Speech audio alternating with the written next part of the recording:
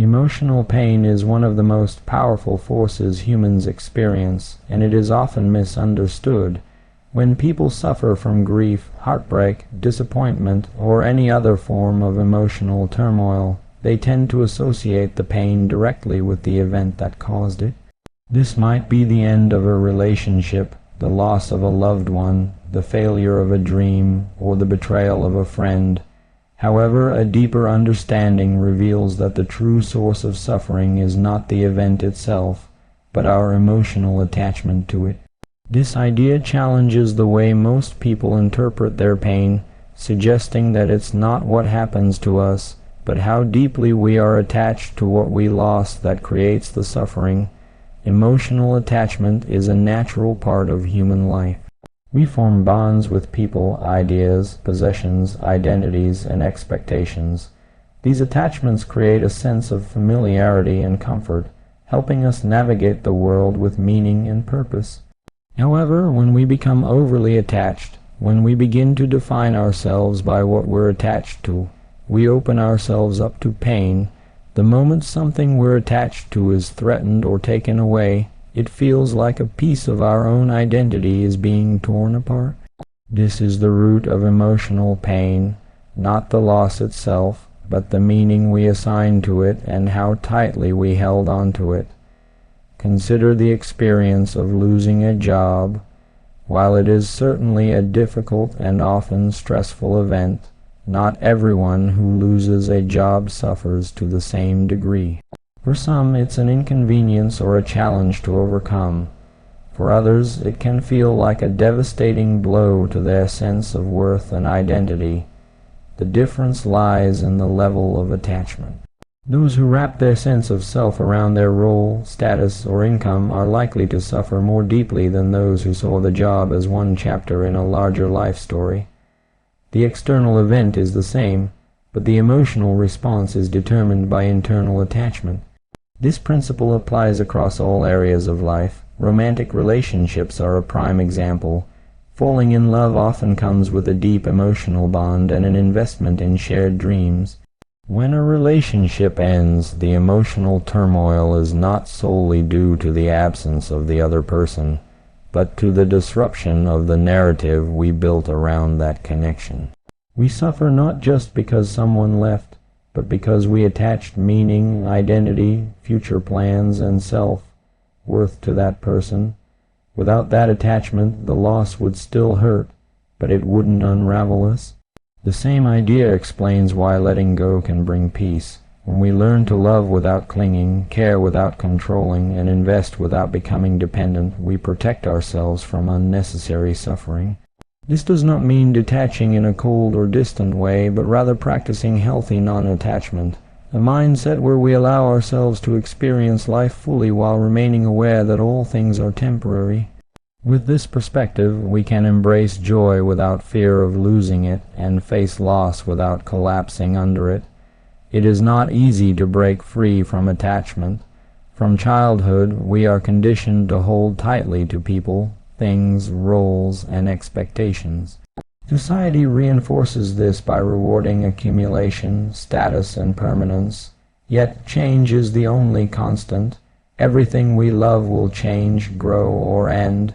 Clinging to the illusion of permanence only increases the pain when reality intervenes.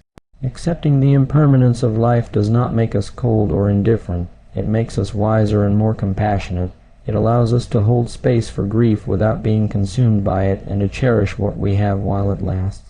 In the end, emotional attachment creates pain because it resists the flow of life. It says, "This must not change." Even though change is inevitable, the deeper our attachments, the more we try to control or preserve what cannot be controlled. This tension between reality and expectation is where pain thrives.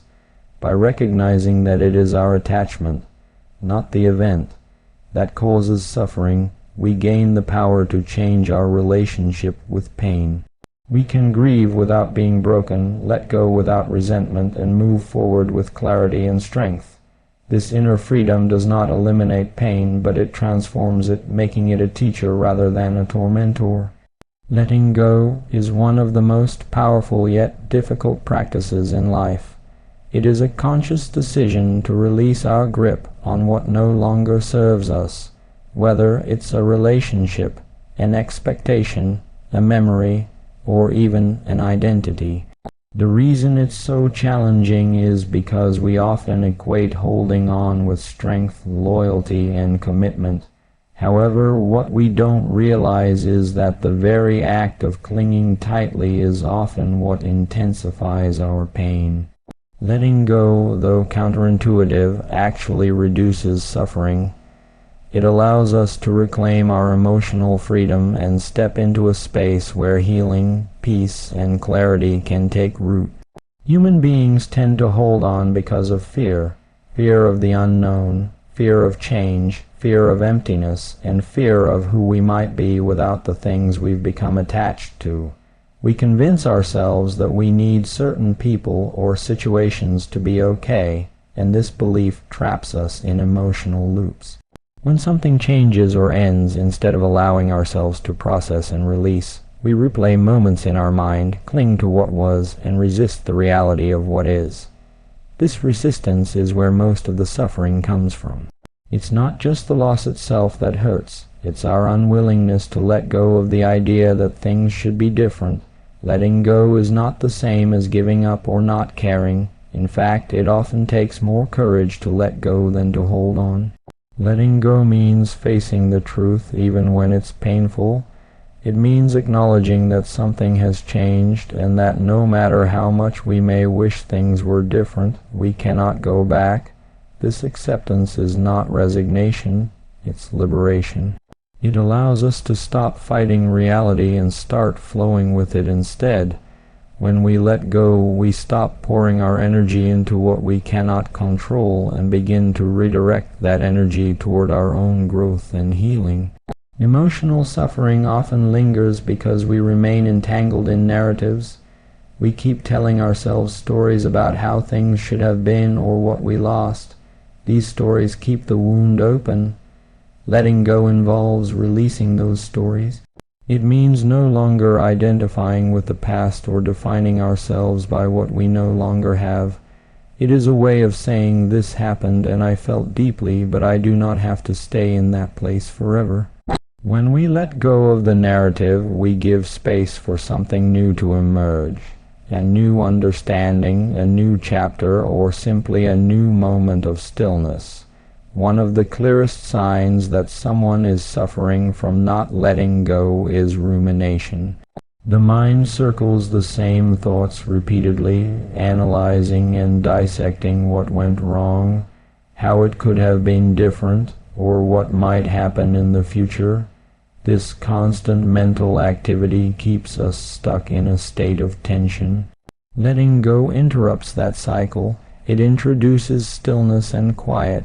In that quiet, we can reconnect with ourselves beyond the pain. We remember that we are not our losses, nor are we the roles we once played. We are something deeper, more resilient, and more whole than we've allowed ourselves to believe. Sometimes people worry that letting go means forgetting or dishonoring what was important to them. But letting go is not about erasing the past. It's about freeing ourselves from its grip. We can honor a memory, love someone, or value an experience without needing to cling to it. Letting go means we carry the essence of those things with us, but we no longer allow them to dictate our present or limit our future. It's a way of turning pain into wisdom rather than allowing it to become a permanent wound. In every moment, we are given a choice to hold on or to let go. Letting go does not guarantee instant relief, but it opens the door to gradual healing. It signals to ourselves that we are ready to move forward, even if we don't yet know what that path looks like. The more we practice letting go of attachments, expectations, grudges, or fears, the more we realize how much unnecessary weight we've been carrying. And with each release, we feel lighter, freer, and more grounded in the present. Ultimately, suffering cannot always be avoided, but it can be eased. Letting go is not a weakness, it is a form of wisdom. It is a reminder that peace does not come from holding on, but from trusting that we will be okay even when things change. When we loosen our grip on what we can't control, we create space for something new, something real, to grow in its place. That is where healing begins. Loss is a fundamental part of the human experience. No one goes through life without encountering it in some form. Whether it's the death of a loved one, the end of a relationship, the fading of youth, or the collapse of a dream, these moments are deeply human and in many cases unavoidable. While we cannot escape the reality of loss, we do have control over how we respond to it. The key lies in understanding that while loss is inevitable, attachment is a choice. This distinction offers a profound shift in how we experience suffering and resilience. At the heart of most emotional pain lies the belief that we should not have lost what we did. This resistance to reality amplifies suffering. Yet loss itself is a neutral event. It happens to everyone, regardless of background, values, or preparation. The real difference lies in how individuals relate to what they've lost. When we form deep emotional attachments and define ourselves by them, we often feel that something essential within us has been destroyed when those attachments are broken. But this is not an objective truth. It's a perspective shaped by our conditioning and choices. Choosing to attach is deeply rooted in our desire for security, identity, and permanence. We seek certainty in an uncertain world, and attachment gives the illusion of stability. We tell ourselves that we need certain people, possessions, or outcomes in order to be happy or whole. This belief can make life feel meaningful and give us direction, but it also sets us up for inevitable pain. When we believe we cannot be okay without something or someone, we hand over our inner peace to forces beyond our control. Letting go of attachment does not mean we stop caring. On the contrary, it means we can care more wisely. We can fully love people, enjoy experiences, and pursue goals without clinging to them. When we understand that everything is temporary, we start to value each moment more rather than trying to freeze it in place. We become less reactive when things end because we never expected permanence in the first place. Loss still brings sadness, but not the kind of suffering that stems from unmet expectations and identity collapse. There's freedom in recognizing that attachment is a choice. This realization places responsibility back into our hands. We may not choose what happens, but we can choose how tightly we hold on. This doesn't mean we deny our emotions or suppress our grief. It means we feel everything fully while remembering that pain is a passing visitor, not a permanent state. By softening our grip on things we cannot keep, we open ourselves to healing and renewal. Think of how children experience life. They often become deeply engaged with a toy or game, but when it's time to move on, many of them let go easily and turn their attention elsewhere. They haven't yet learned the adult habit of turning preferences into dependencies. As we grow older, we accumulate more attachments and begin to believe that our happiness depends on maintaining them. But in truth, our inner peace depends more on our flexibility than on our possessions or relationships. To choose non-attachment is not to reject life, but to live it more fully. It allows us to move through life with an open heart, knowing that change and loss are part of the journey. This perspective does not numb us to joy or pain. It gives us the emotional space to experience both without being ruled by them. It creates resilience, allowing us to bounce back from hardship and find new meaning even after things fall apart. Ultimately, the path to inner peace is not about avoiding loss, but about changing our relationship with it. When we accept that loss will come and that we can choose how we attach to what we love, we reclaim our power. We are no longer at the mercy of life's inevitable changes. Instead, we become active participants in our emotional experience. By choosing non-attachment, we are not choosing detachment or apathy. We are choosing wisdom. We are choosing to live fully while being free, to love deeply without losing ourselves, and to face the realities of life with courage and grace. Freedom is one of the most sought after states of being.